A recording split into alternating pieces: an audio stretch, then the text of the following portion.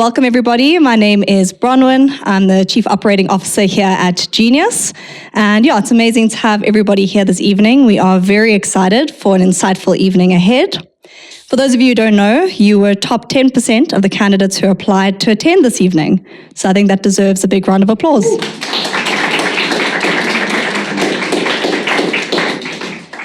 So I want everyone to take a minute and just look around the room, look at the faces that are around them. Everybody sitting here has a couple of things in common. The first is they are incredibly intelligent. I know because I saw their matric marks. The second is that they all have a deep interest in either education or psychology. And the third is they clearly want to make a difference in the world. You all would not be here entering the professions you are entering if you didn't want to make a change. And that is a big part of our evening this evening.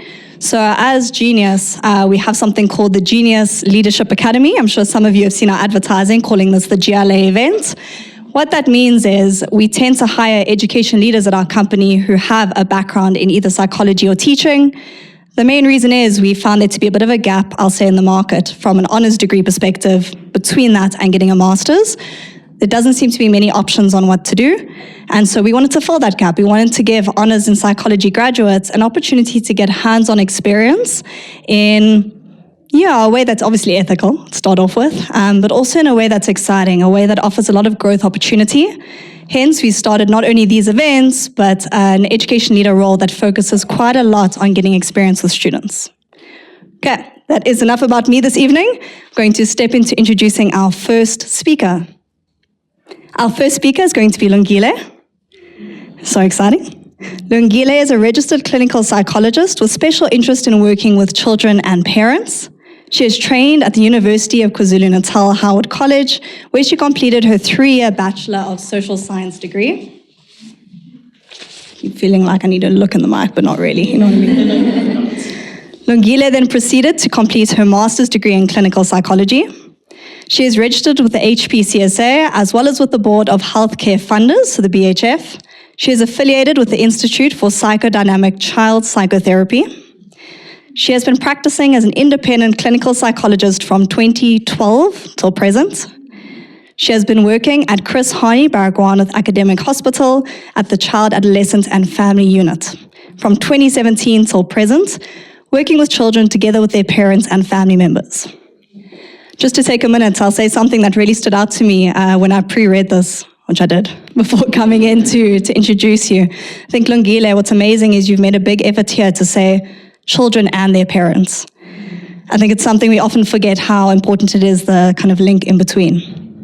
Okay, Lungile is a joint appointee lecturer in psychology at WITS, and as a result, she supervises and trains psychology students as well as psychology interns working in her unit. Lungile has also been working in private practice from 2015 till present. She has a special interest in maternal mental health and infant mental health. Again, beautiful link. She is the founder of Ekuleni Parent and Child Therapy Center, who Genius has the privilege of working with. It's an organization that focuses on improving the mental health of a child from as early as infancy and parents to whom the child belongs, as well as enhancing the attachment bond between the parent and the child. We are very excited to hear from you, Lungile.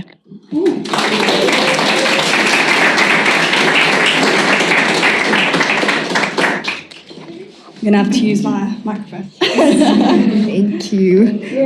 Thank you so much.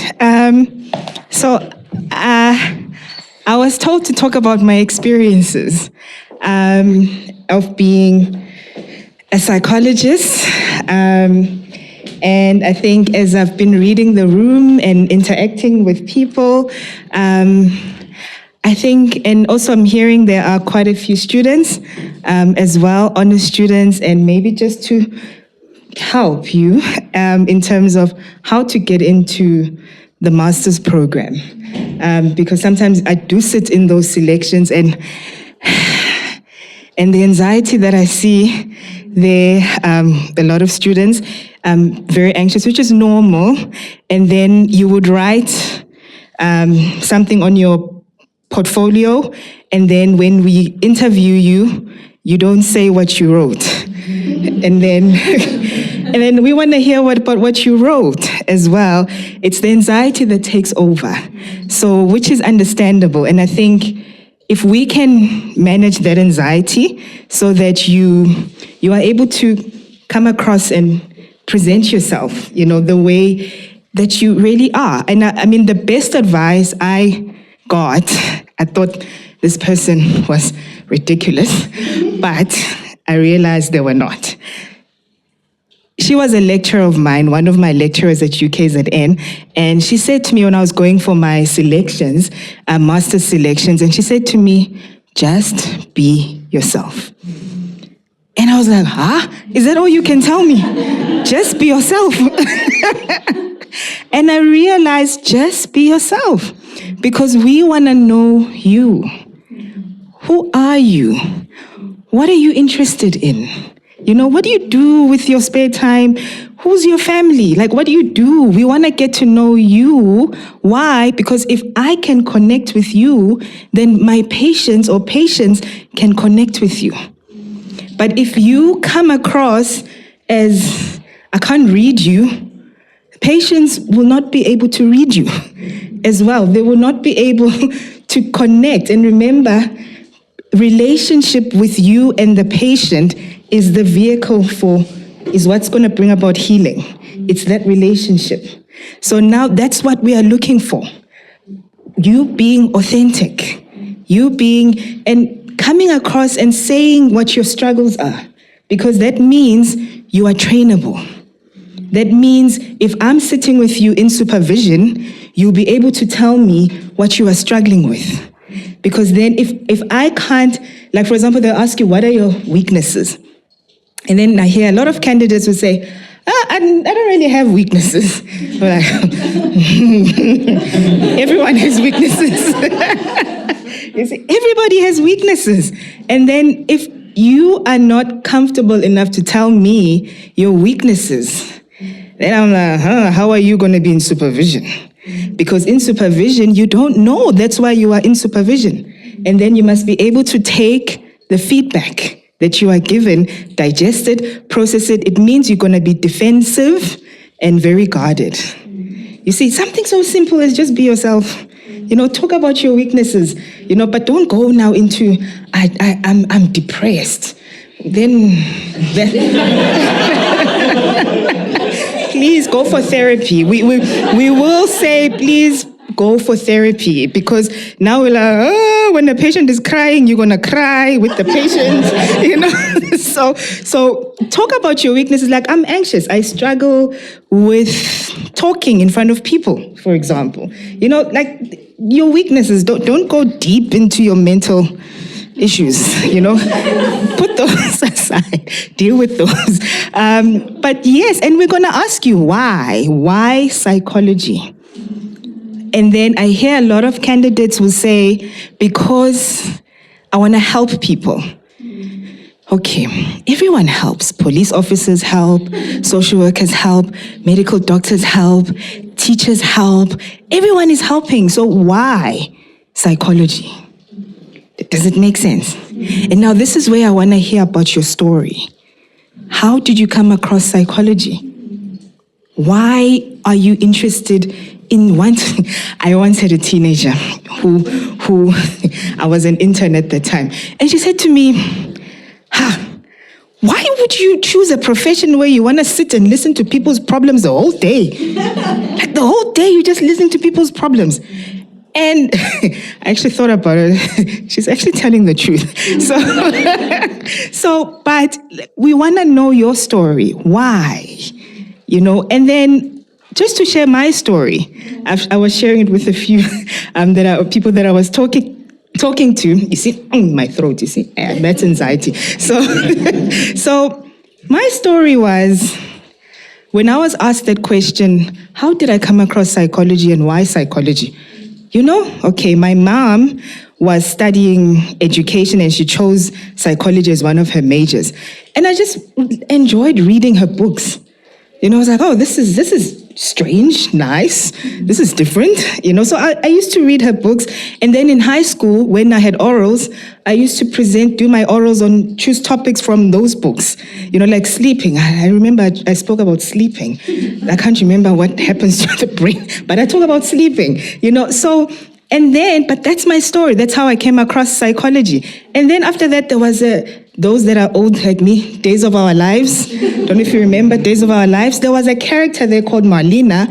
And yeah, so apparently I'm hearing she used to also kill people. I can't remember that because what I remember is the profession that she was in. She was in a helping profession, but she didn't inject people. She spoke to people. I was like, that's interesting. But now I know she was a psychiatrist. But then I thought, that's interesting. That's what I want to do. That's my story, and that's what I said. I didn't say anything fancy, and they were laughing at my story, but that was my story. And then they wanted to know more about my story. And then I said, okay, I also used to go to church, and I will see a lot of people are in pain, and I want to help, but I don't have the skills. I don't know what to say to you. That's my story.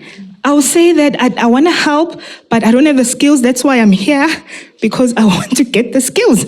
I want to get the training so that I can be able to talk to somebody, counsel somebody who is in distress.